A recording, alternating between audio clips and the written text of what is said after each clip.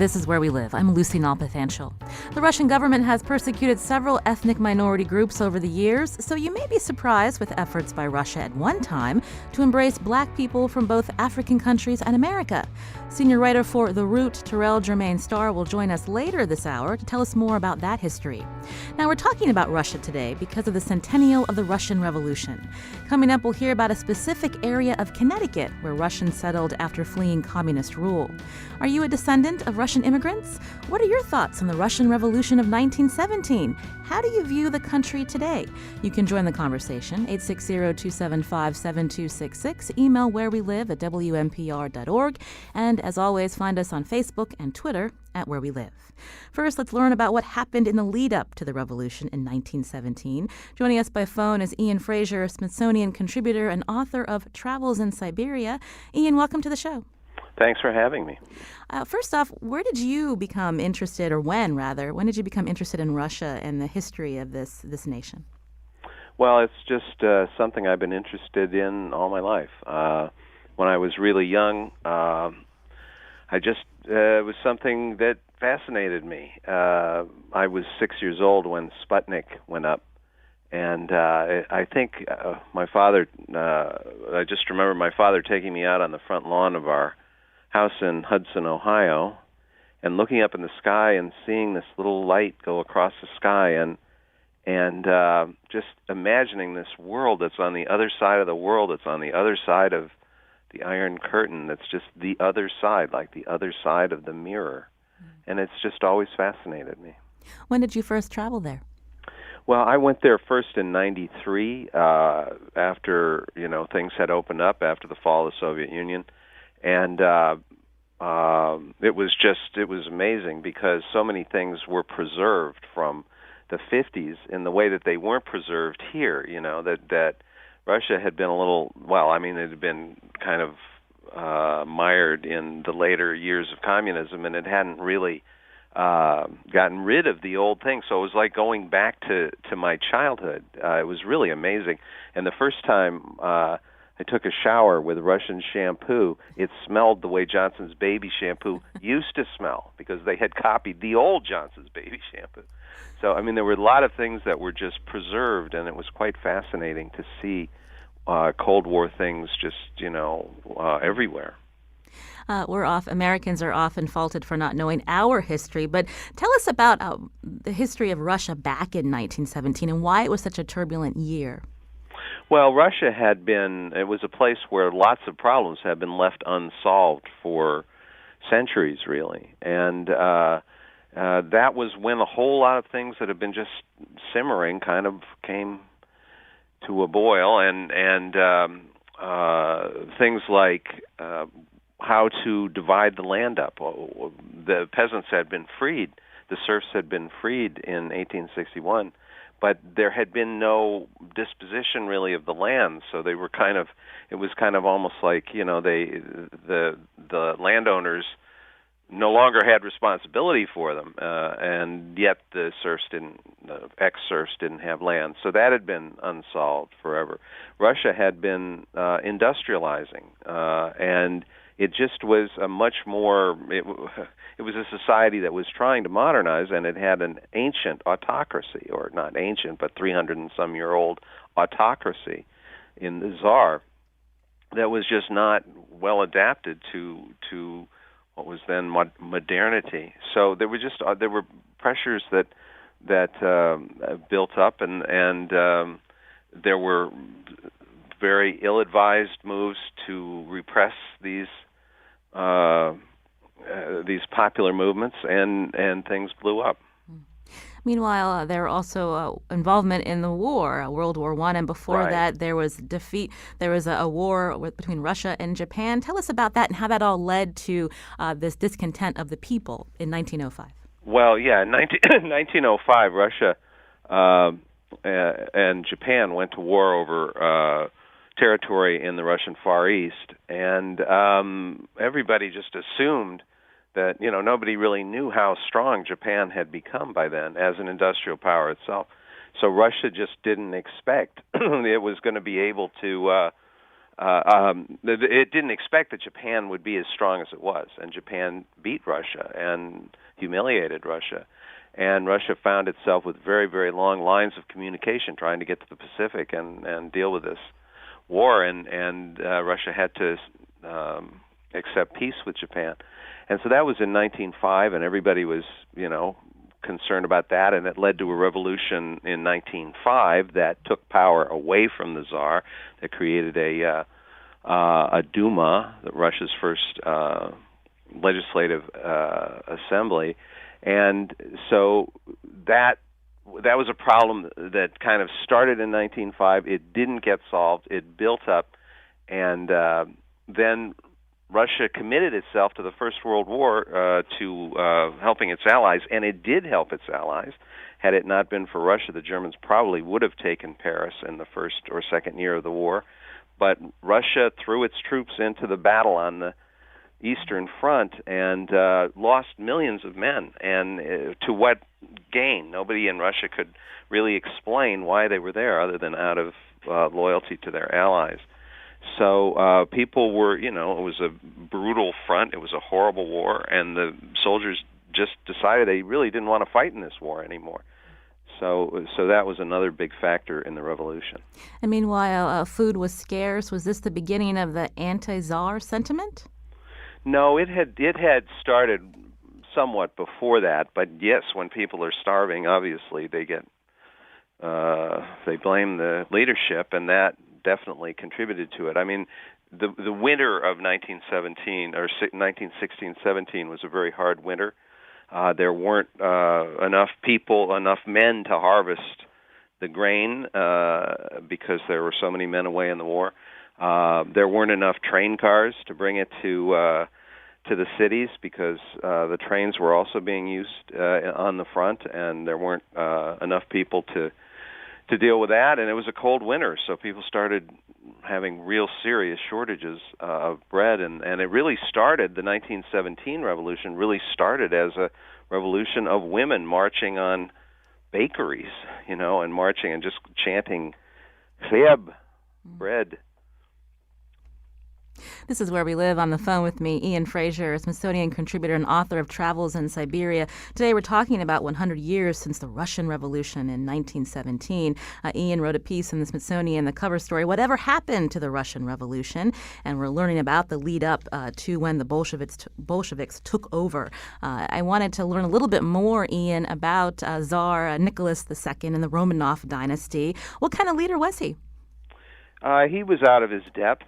I think he was a devoted family man, I guess you could say. It's one of the best things you could say about him. But he was just from an earlier time in terms of his own mindset. He was a man of strong prejudices, and he really didn't know what to do. I mean, he was very much dominated by his wife, who was always telling him to be tougher and to stand up to these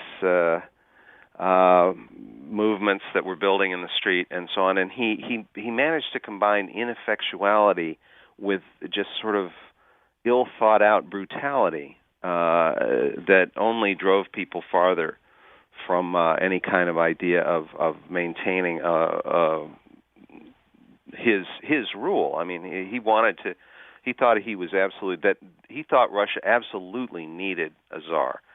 That the Tsar was the same as Russia almost, and people gradually and then quickly gave up on that idea. I mean, he really did just about as many mistakes as you can possibly imagine. I mean, he really didn't know what he was doing, and that very much contributed to the confusion and eventual violence of the revolution. So while this was all going on, Vladimir Lenin was watching closely, but he was not in Russia at the time. Tell us where he was and how. He was. I mean, he was such a viewed as such a dangerous revolutionary, as indeed he was, that he was basically chased out of the country. He had already been exiled to Siberia, and then he, after that, was driven out and went to, at the time of the revolution, he was actually living in Switzerland.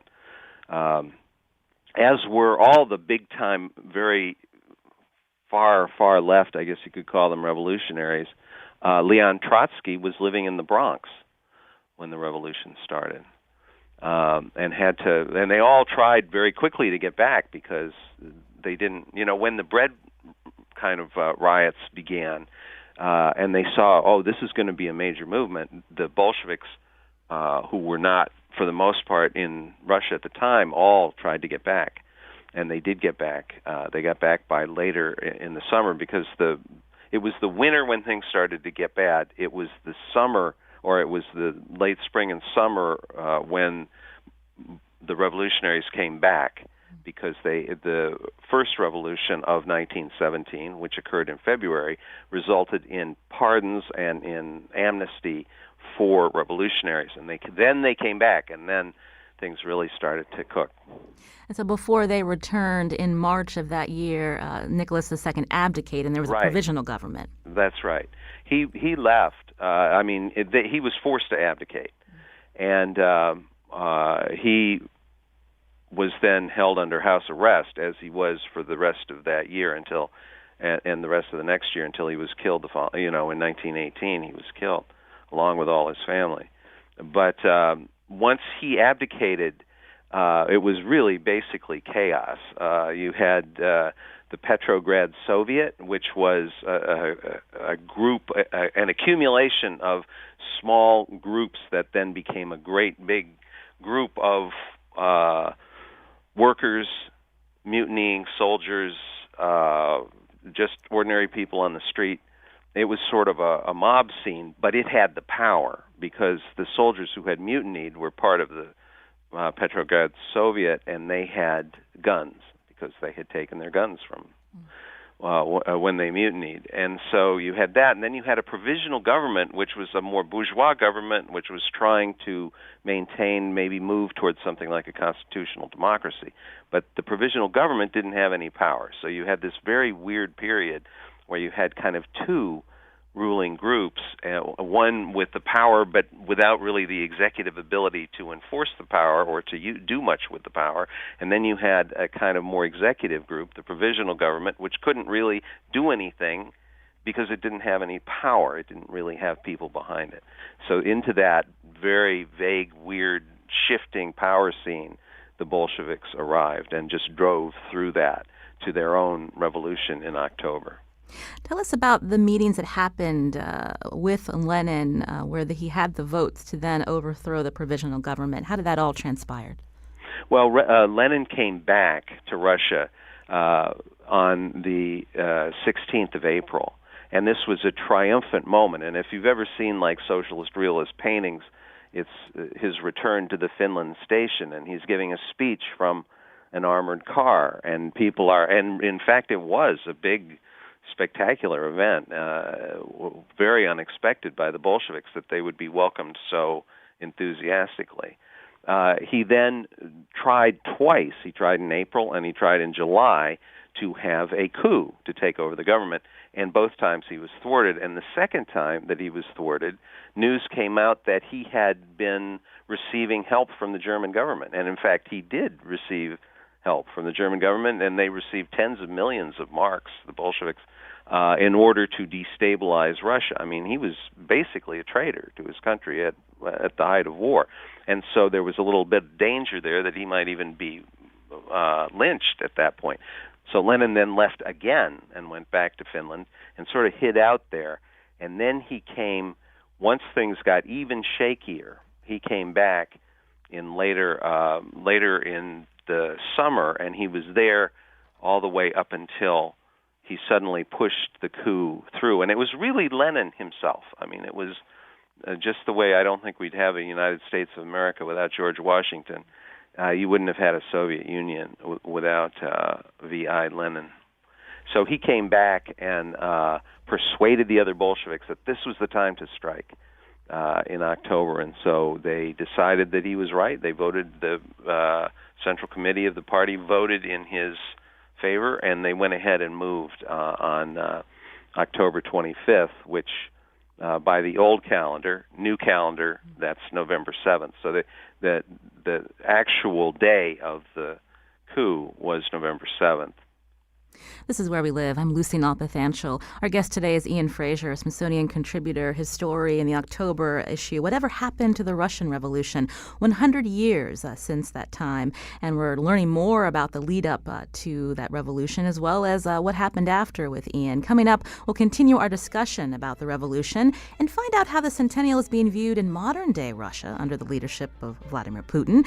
We'll also learn about a village in southwest Connecticut where Russians settled after fleeing communist rule. Are you a descendant of Russian immigrants? Join the conversation. 860-275-7266. Email Where We Live at WNPR.org. You can find us on Facebook and Twitter at Where We Live.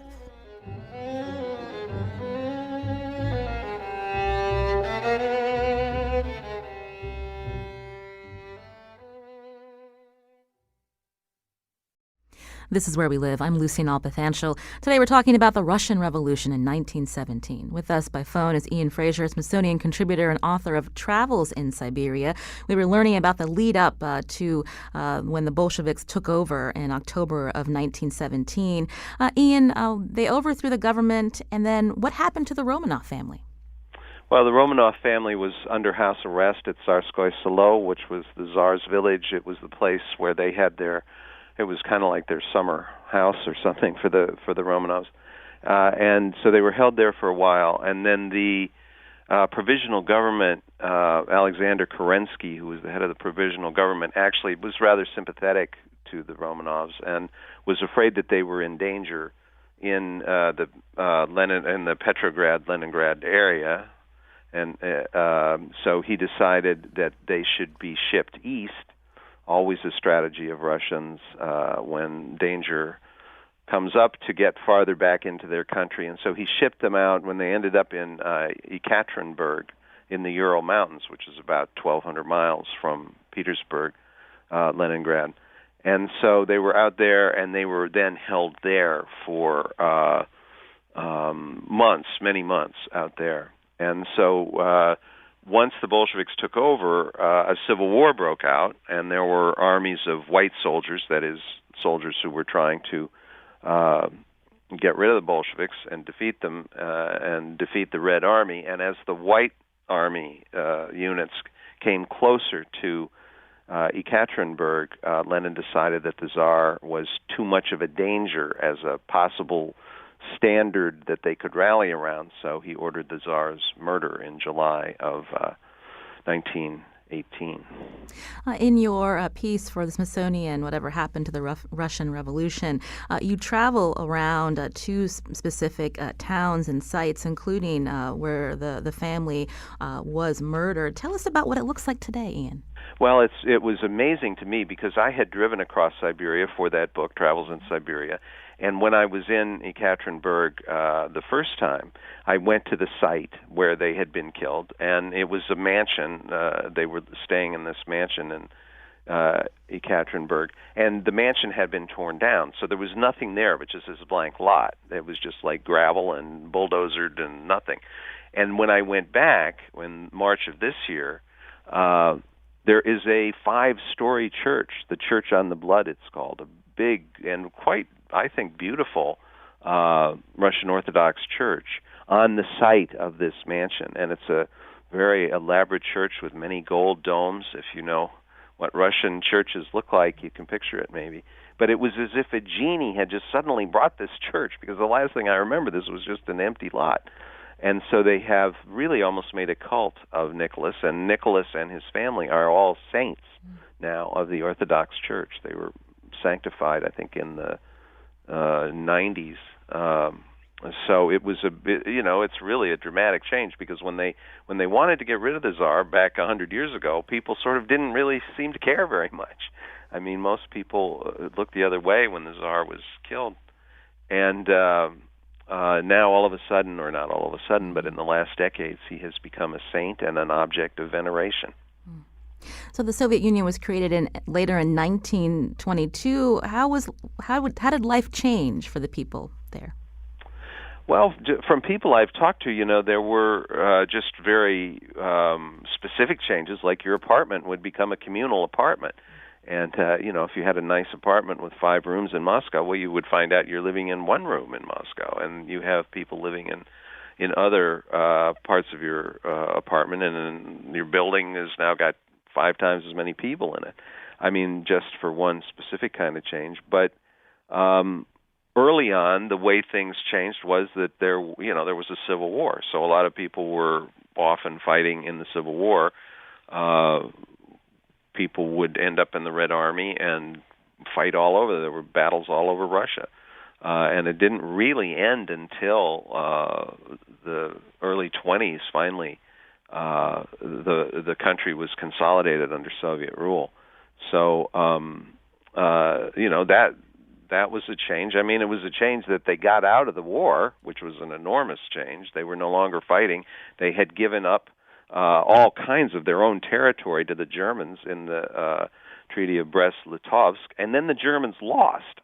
So they got all that land back, everything that they'd conceded to the Germans. They got back, and they hadn't continued to fight, but they benefited by the end of the war. So at that point, Lenin looked like a genius, because at first the treaty looked very, very bad for Russia, but it ended up with them actually increasing the size of their country. So, it was a huge, enormous change. This was modernism, just suddenly everywhere in Russia, or in all kinds of parts of Russia, and very much in the cities. It changed everything. It changed art. It changed music. It changed how the people saw themselves. It was just an enormous change. Today we're talking about the Russian Revolution on Where We Live. It's been 100 years since the Bolsheviks under Vladimir Lenin in 1917 overthrew Tsar Nicholas II. This led to Russia being communist for much of the 20th century. Not all Russians were sympathetic to the Bolsheviks' cause. Many fled communist rule and settled around the globe, including here in Connecticut. To tell us more, we're joined now by Andre Harwell, a Connecticut resident. He's second-generation Russian-American. Andre, welcome to the show. Great. Thank you for having me, Lucy. Tell us about your personal connection to the revolution, Andre.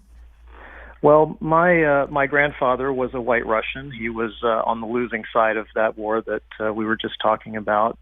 He was born in 1892 in Voronezh, which was a city close to Moscow, and enlisted in the Russian military in 1914, and went off on his way to the Western Front to fight, where he got his first military decorations. He came back to St. Petersburg and went to officers finishing school, and he became an officer in the military just in time for the revolution, and joined the White Guard, and fought in the Civil War until 1920, when he was evacuated from Novorossiysk in the south to Serbia, where he spent the time between the wars in Yugoslavia, eventually making his way to Berlin, where he met my grandmother, and then ultimately coming to Ohio and then New York, where he settled until he died in 1969. As you were growing up, what did your parents tell you about the revolution?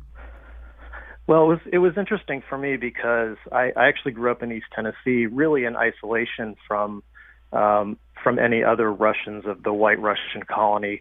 But my grandmother lived in New York, and we would go to her house, and she had a painting of Tsar Nicholas II on the wall. And there was a lot of talk always about the revolution, about being Russian. My grandparents spoke Russian. My mother spoke Russian and taught Russian in universities.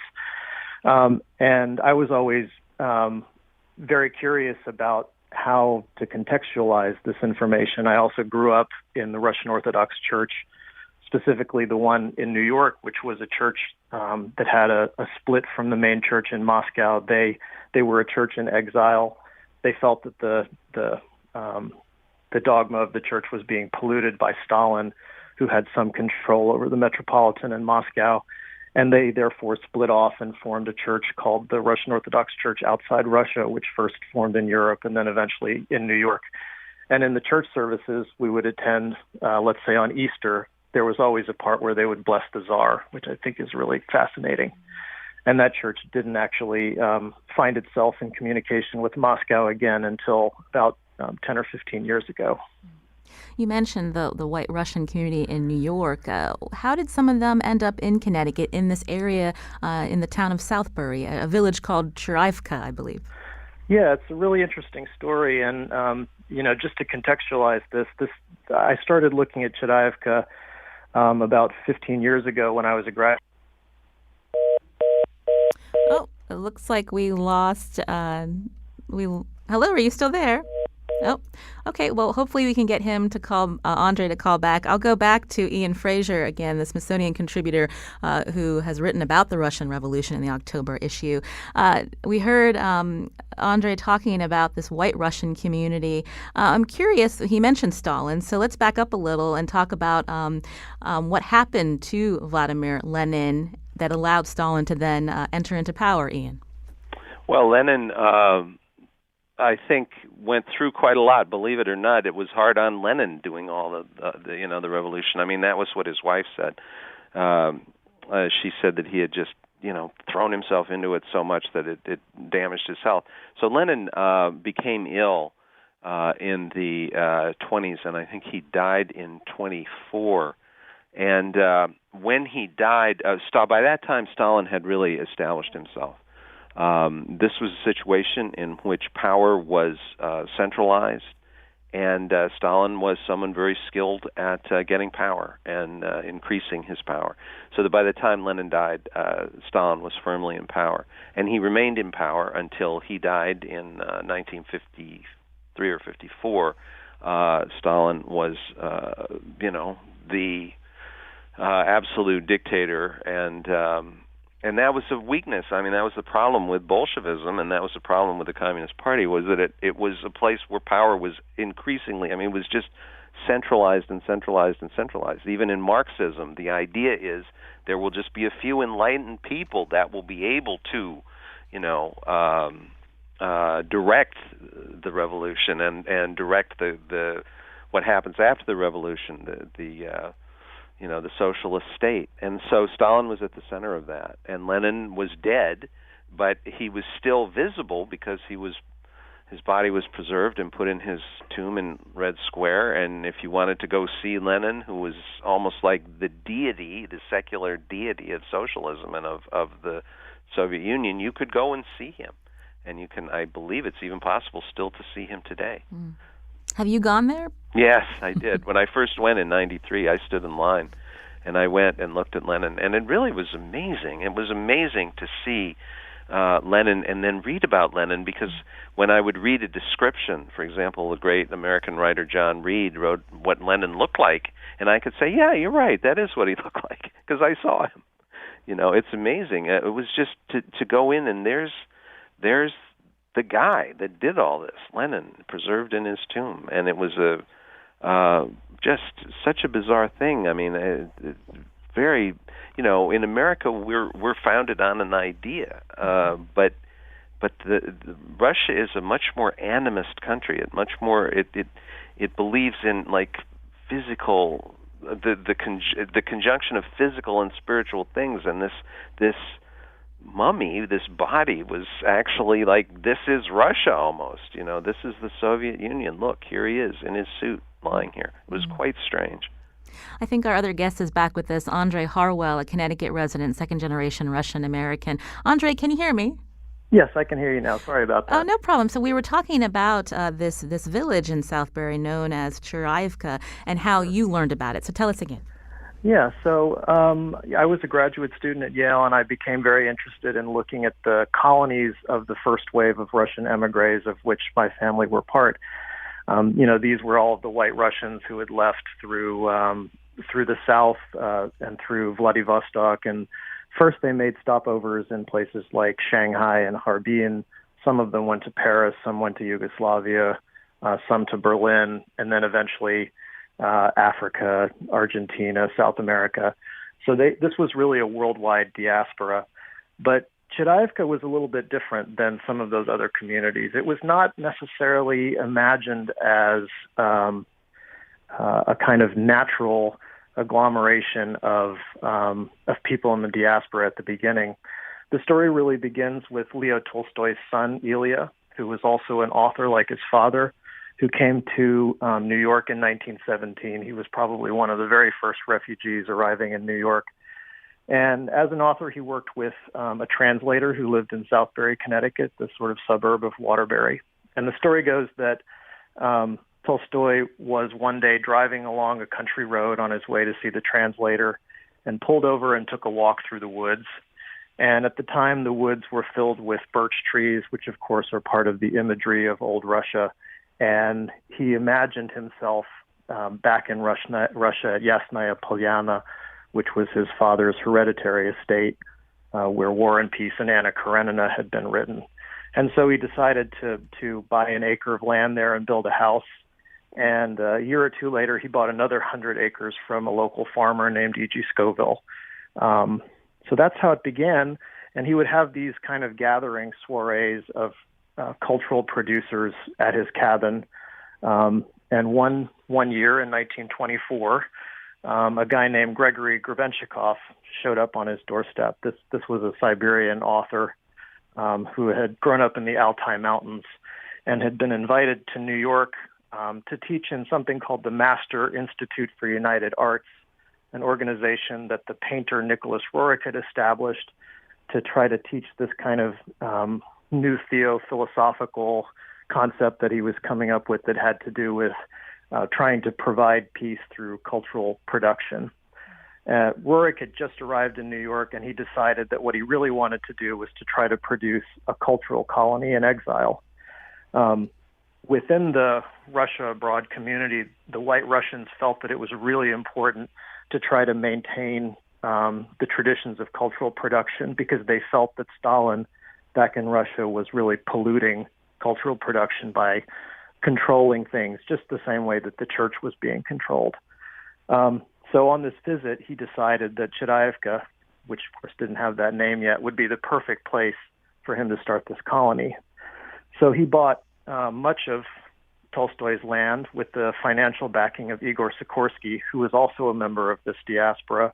Sikorsky, of course, would subsequently invent the helicopter, and his factory was in Stratford, Connecticut. And the next year bought another 100 acres from E.G. Scoville to establish this sort of cultural colony. And he laid out 125 lots, and he used his friend Dunajev to lay out those lots, and eventually established a printing house in his own garage there, which was supposed to produce cultural documents and literature related to Russia. Can you describe what the village looked like and what's left today? Sure. So by the 30s, by 28, actually, there were only eight houses that were built there.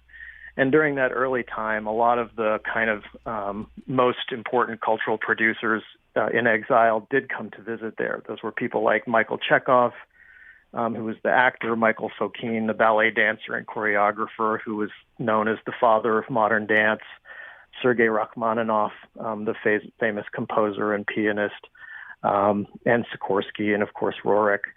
But by 28 or 29, there were only 8 houses there, and the Depression hit, and really building stopped. But during that time, Roerich decided to build what was the most visible element of the village, and it's the thing that you first see when you arrive there. So coming off of the state road, you sort of come to an intersection of 3 streets, and down and to the left is this chapel, the Chapel of St. Sergius.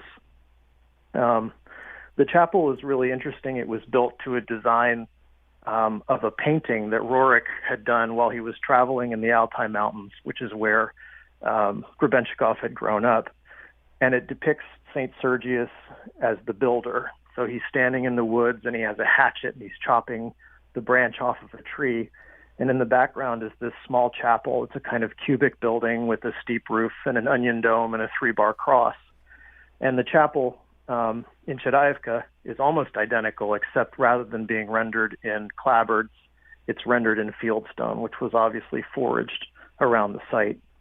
And above the door is a copy of a famous painting, The Trinity by Andrei Rublev, which was a painting that was actually painted in the monastery that Sergius founded in Moscow, and they apparently were friends. So Sergius has a lot of different meanings.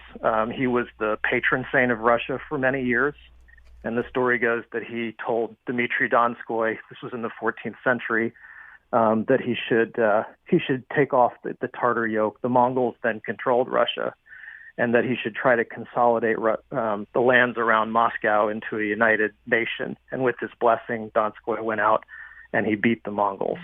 And so that's the kind of modern founding story of Russia as a nation. But the other part of it, which I think is probably more pertinent, is that Sergius went out into the woods and he wanted to commune with nature in order to, find himself close to God. And a group of hermits went with him out into the woods. And I think Grebenshikov in some ways liked that story because he liked to imagine himself going off into the woods and creating this hermetic colony where cultural production could happen outside, away from the pollution of the cities and away from the kind of politics of the world. You've been listening to Andrei Harwell, a Connecticut resident, second-generation Russian-American. Tell us about the history of Chirivka. This was a village in the town of Southbury. I wanted to take a call now as we talk about 100 years since the Russian Revolution. Gregory is calling from Winstead. Gregory, go ahead with your question. Hi, I'm glad Andrei's on the phone, Lucy. I'm just wondering, Andrei, what do you think about the religious aspects of the Russian Revolution, given that so many of the top Bolsheviks were Ashkenazi Jews? Could it be reviewed as and also the amount of people who were killed in the revolution? I'm just wondering your thoughts on that, Andrei. I'm not sure I have a really good answer for that.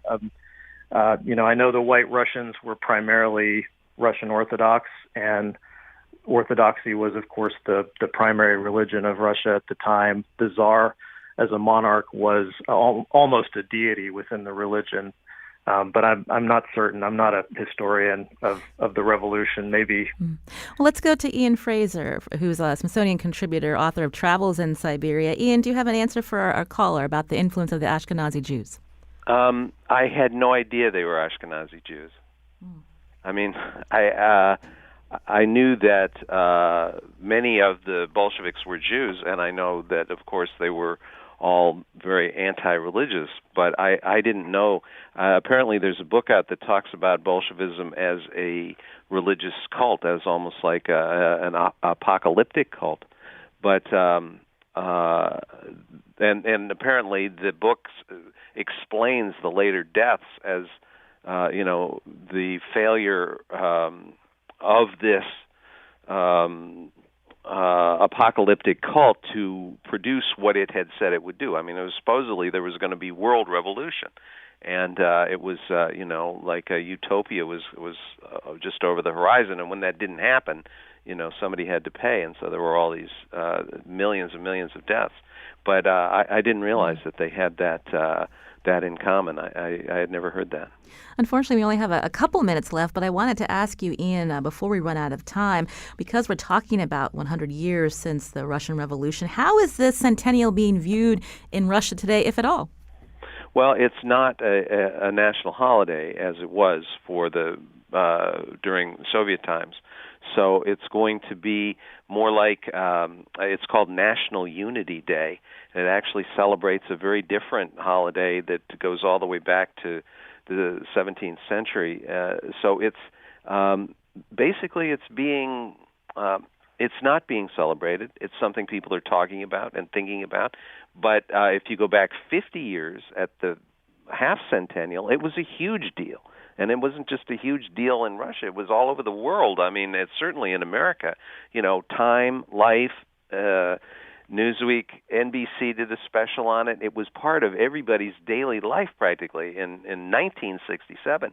And nobody back then would have ever imagined that in another 50 years it would go by without any celebration. It would be something to discuss. And that's what it is in Russia. I think there are lectures and there are publications, and you can go online and see what happened every day in 1917. There's a website where you can do that. But it's not a celebration, and it was a huge celebration when the Soviet Union still existed. This is Where We Live. I'm Lucy Nalpathanchel. I want to thank Ian Fraser, Smithsonian contributor and author of Travels in Siberia. If you have a chance, pick up the Smithsonian October issue. That's a really fascinating, in-depth article that Ian has written for the Smithsonian on whatever happened to the Russian Revolution, with beautiful photographs as well. Thank you, Ian, so much for your time. We appreciate it. Oh, I was happy to do it. Also, Andrei Harwell, Connecticut resident. He's second-generation Russian-American. Absolutely. So happy to be with you today. After the break, we'll learn how Africans and blacks from America were attracted by the promises Bolsheviks made, including the promise of a nation where everyone would be treated equally. You can also join the conversation, 860-275-7266.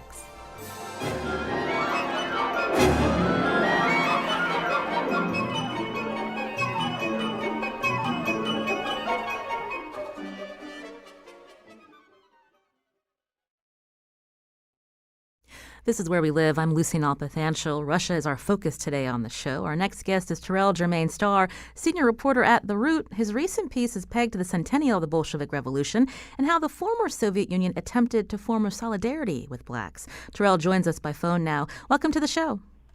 Thank you.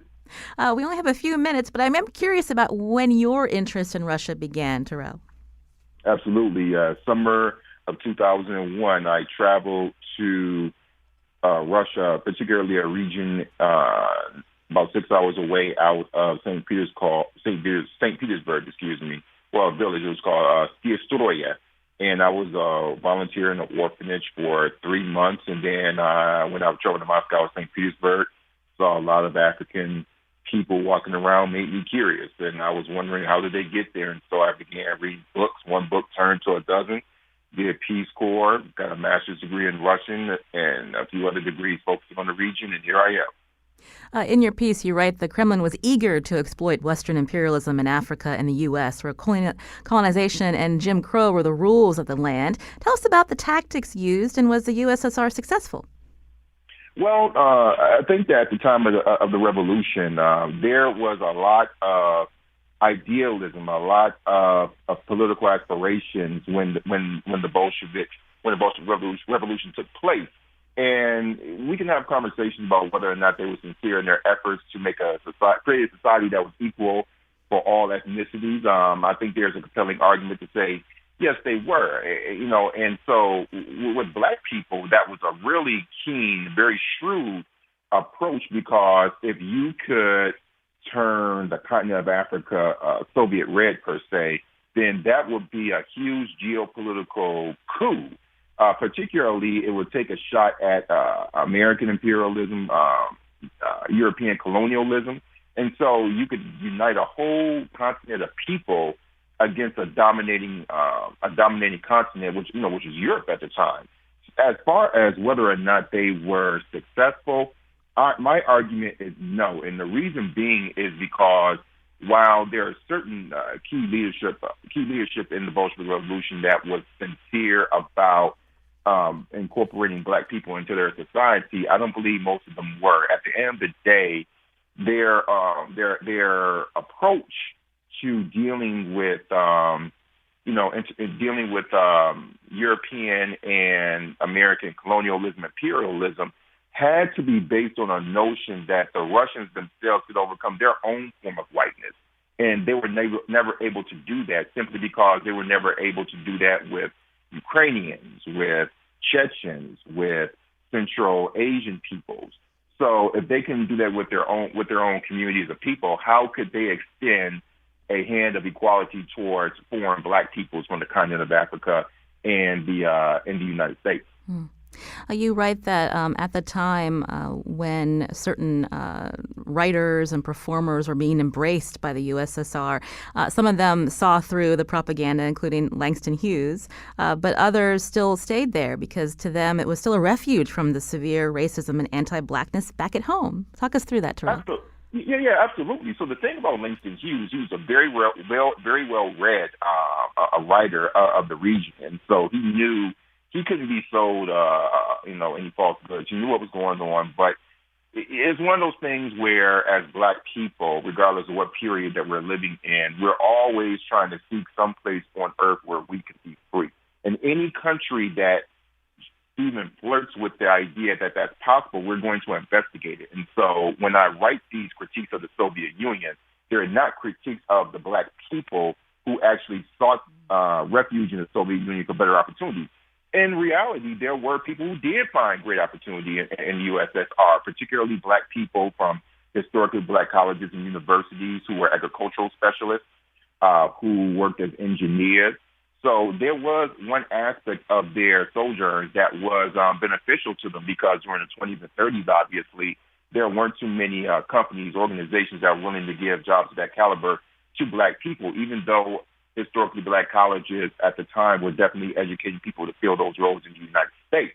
Now, when you talk about whether or not, one of the downsides was that the Soviet Union was essentially a police state, and so the same issues, the same challenges of authoritarianism that the Soviet citizens had to endure, black people were a part of that. And so, if you think about the purges, for example, there were some accounts of black people being victims of Stalin's purges, because when he went after people, whether it be Jewish people, Polish people, intellectuals, et cetera, black people who traveled to the USSR were not excluded from that. So it was often a double-edged sword, but we really did not begin to see that until we really saw it come to form during the 60s. As I wrote in my article, there were students who consistently complained about racism and being closed out of society. And a lot of that has to do with the fact that the Soviet Union used these people as propaganda tools. And even though they themselves were not, they found benefits in the USSR as far as education, the Soviet Union had a double agenda for them. And so for me, when a student complained about racism and the Soviet authorities kind of brushed it to the side, it kind of lets you know they weren't serious about integrating people into the cultures in the first place. Then fast forward to 2016, where we're seeing Russian operatives exploiting our race relations in this country for the benefit of their own policy objectives. Absolutely. And this is a very old technique. The Soviets have been doing this since the 20s, in fact. So at one point in my article focuses on the fact that going back to the 20s, when I cited Raquel Green's work where she talks about the racism in children's books, the Russians had a keen understanding of imagery, particularly with black people, and how to weaponize it, how to use it to their advantage, whether it comes down to recruiting black people to the USSR, as well as creating intelligence tactics in order to exploit racism in the United States. We saw that come to form during the 1960s, but now, they've been doing it for a very long time. One thing I will say about the 2016 elections is that the Russians may have exploited racial strife in the United States, but they did not create it, and I think that's an important distinction to make. At the end of the day, Russia did not create a society in which, many poor white people voted against their economic and their social interests. So, particularly with white women, with 53%, I don't think that the Russians were able to do that. It was impossible. That's something that's very much homegrown. But as far as exploiting the racial strife, yes, definitely. But even at the moment, we don't know the extent to which it was impactful, how fake news, how fake social media posts impacted people's voting decisions. That's research that's in progress. So I just wanted to be clear about that distinction of the Soviet Union and now the Russian Federation having decades of experience in exploiting racial strife, because keep in mind they did it in their own sphere of influence, whether it be Ukraine, whether it be Georgia, whether it be the Baltic states. So they have that down pat in their own region. They just exported very similar tactics to the United States. But at the end of the day, it has to be something in their own country that they can exploit. Otherwise, they don't have much leverage to operate on. Well, I want to thank Terrell Jermaine Starr, senior reporter at The Root. He's written a piece, The Bolshevik Revolution Took Place 100 Years Ago. What is its legacy with black people? It's an interesting read. Thank you, Terrell, for your time. We appreciate it. Thank you very much. Today's show produced by Lydia Brown. Special thanks to WNPR intern Ashley Taylor. Our technical producer is Kyone Wolf. You can check out more about the show, WNPR.org/where we live. I'm Lucy Nalpathanchel. Thanks for listening.